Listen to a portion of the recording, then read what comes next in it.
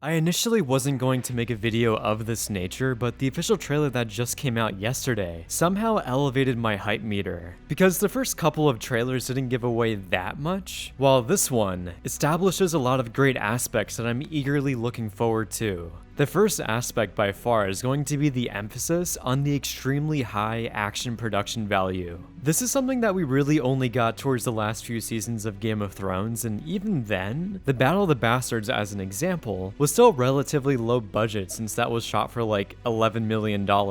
And the other season 8 battle-centric episodes had some other major negative flaws that hurt their overall qualities. So for House of the Dragon, the potential for how insanely executed these battles could be, given there'll be massive armies at play with dragons flying around, is pretty high. Like, I'm assuming each battle is going to be like the Spoils of War, but with a significantly larger scale, more logical, and obviously better written. Given that, Ryan Condal has proven to be a great showrunner, so all the details and overall writing surrounding these battles should be rock solid. Like, one of the major shortfalls for the battles in Game of Thrones was David and Dan having armies teleport around. Given the amount of logistical troop movements we've seen in some of these trailers, I hope and think they wouldn't fall into similar pitfalls, because that also directly impacts and degrades the scale of the world, and when characters and entire armies teleport to where the plot needs them to be, instead of being bound by the world's realistic mechanics and logistics of real warfare.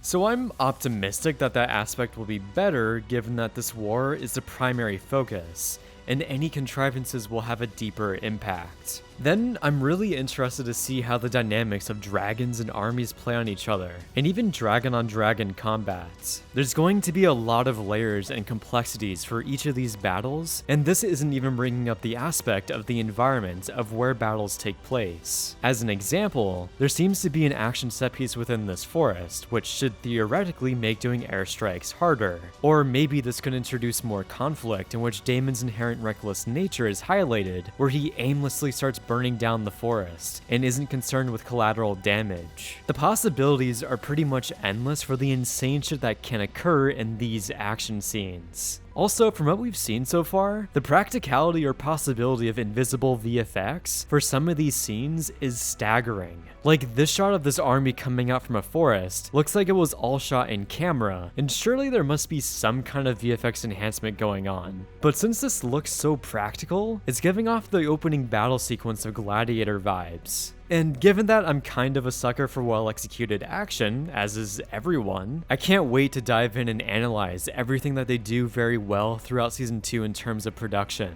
And I'm really curious if the downgrade of 10 to 8 episodes is purely a story reason of how much there is to tell, or if it's a budgetary reason in which they have an overall season budget, and in order to have the action at the level they want, they had to cut it down to 8 episodes. So yeah, I don't know if that would actually be the case, because theoretically, Warner Bros. Would want as much content as possible, but at the same time, the budget must be pretty astronomical if the first season was supposed to have an episodic budget of like 20 million. And that season was predominantly composed of dialogue, while Season 2 probably has double the amount of VFX and has large-scale action sequences. Then another aspect that I love about the recent trailers is that they tease certain points of conflict that aren't just action-oriented, like continuing the thread of conflict between Daemon and Rhaenyra from the first season finale, along with the Greens having a lot of clashing opinions and Aegon genuinely being unhinged. This through line of there really being no good characters, I think is the most interesting aspect of House of the Dragon. It essentially highlights what made so many characters in Game of Thrones so intriguing, since most characters were pretty gray and weren't flat out evil. So I'm curious to see if Rhaenyra's side further alienates themselves into being flawed characters, since they are technically the aggressors in terms of starting this war.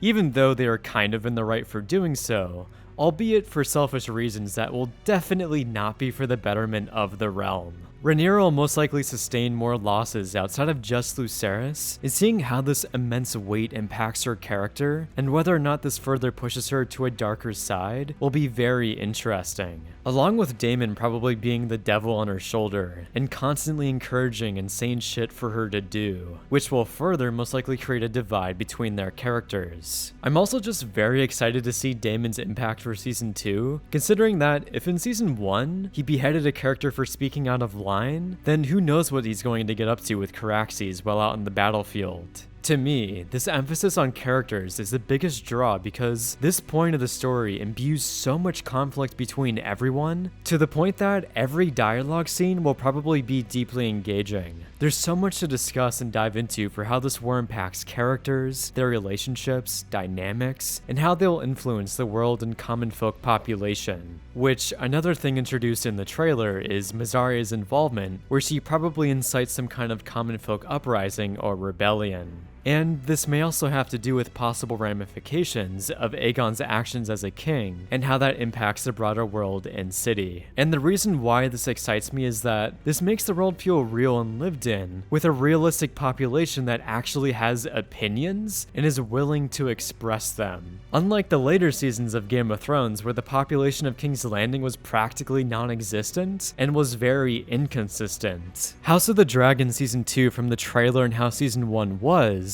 seems like Ryan Condal is creating a much more detailed approach that values every aspect of this world and making it feel real and grounded. Just like the first few seasons of Game of Thrones, but obviously with a much bigger budget. Then we also saw some new dragons like Moondancer, who has a very cool and unique design, and Vermithor seems to be joining the black side after all. Which, I don't know how the story goes, but if Vhagar has a showdown with Vermithor in the finale, then that would be pretty fucking epic, and may go down as one of the greatest action set pieces in the fantasy genre. Probably excluding The Lord of the Rings, and if House of the Dragon Season 2 comes anywhere close to that precedent, then we're going to be eating very good. There are also some other minor moments like this seemingly looking like Daemon being back in King's Landing, or who knows, all these people have white hair. But I am very familiar with Matt Smith's body, and that does look like his posture. The crown hitting the floor has some interesting implications. Aegon being absolutely ravenous raises questions for what got him to this point, and I highly doubt we've seen moments and shots from every major set piece. Because from what we've seen, this looks like 2 to 3 main set pieces, and I'm assuming Ryan Condal wants to keep the later ones in the season a mystery. I assume this forest battle will either go down in episode 3 or 4 as an example. Also, to put some pieces together between the trailers, I'm going to make a prediction for a major plot event in the first half of the season. And again, I haven't read Fire and Blood, so this is purely me theorizing. So one easy connection is that there is this funeral as shown in the black and green trailers, and through the most recent one, we see that this scene devolves into the common folk rushing the royalty. It seems to be implied that Mysaria is driving this conflict.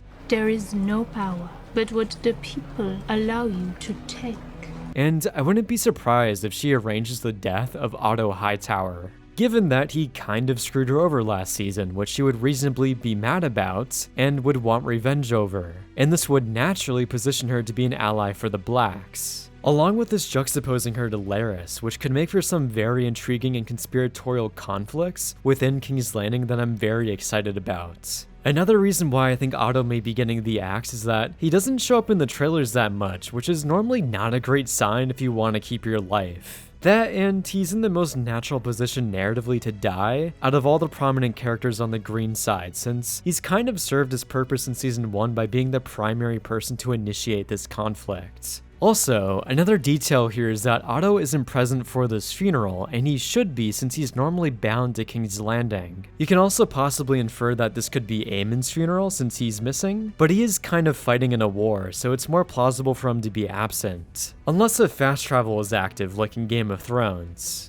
So all of this inner turmoil within King's Landing I think stays very true to the core being of Game of Thrones. There are big battles, but behind the scenes, there's a constant ever-evolving plane of conflict that impacts our characters. It gives the story more depth than just being a generic war, and I'm really happy that this trailer essentially confirms that this is the case. Also, I haven't really talked about it that much, but the cinematography is flat out breathtaking here. There are so many gorgeous shots throughout these trailers, and I'd love to do a deeper dive into the cinematography of House of the Dragon in the future. Then, as an overall wish in terms of an improvement from season 1 to 2, I hope the overall pace is slower and we don't go through any random time jumps. That was by far my biggest gripe with season 1, and now that we are actually at the meat of the story, I assume that won't be the case, but given that there are only 8 episodes, I don't know if they'll try to make up having fewer episodes by trying to cover more ground. Then finally, I hope that Ryan Condal through season 2 establishes that both sides of this conflict are terrible and flawed. The marketing is kind of weird where it's like Marvel Civil War, where they want you to pick a side, but like, both sides are pretty shitty. So I hope that there isn't a clear good side to this narrative, and for Rhaenyra's arc to be her compromising her ideals and becoming more like a villain to try to win the war. Narratively, it seems like that's where everything's going, and the marketing just makes this feel a little black and white when it's significantly more complex than that. So yeah, I'm very optimistic for season 2, which is a pretty stark contrast to 2 years ago, when I and basically everyone were very hesitant for season 1. But this time around, I think it's pretty universal in terms of everyone being excited for House of the Dragon season 2. And if any other future shows in this universe like Dunk and Egg are anywhere close to the quality of HOTD, then we're going to be very fortunate. Thank you for watching, and like last season, I'll be doing episodic reviews for each episode, and then an overall season review. As always, thank you to my top patron Logan Farmer for being in the top tier.